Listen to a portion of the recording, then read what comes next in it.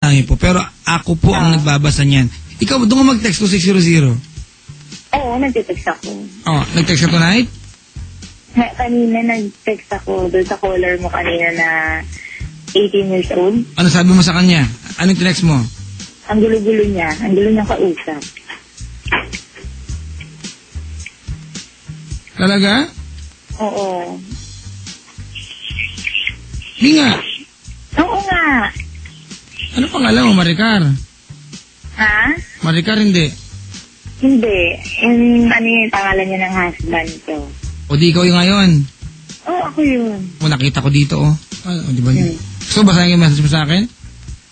Sabi mo kanina sa akin, ang sabi mo, wait lang ha. Oo. Ayan. Yung baby Dalawa ko, ngayon. si Jeffy, ikaw ba to? Oo. Oh, pati na rin si JV, yung brother ko, at ang gulo ng caller mo, tinamo ka, diba? Oo. I'm telling the truth, ha? Nagbabasa ako, okay? Ikaw to, di ba?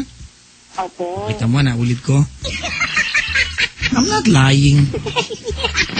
Ako din naman, di ba? Alright. Anyway, Carla, thank you so much for calling. Okay. Good morning! I'll see you there next week. I'm so happy na nakausap kita on air. It's my pleasure. And I'm pleasured. No doubt?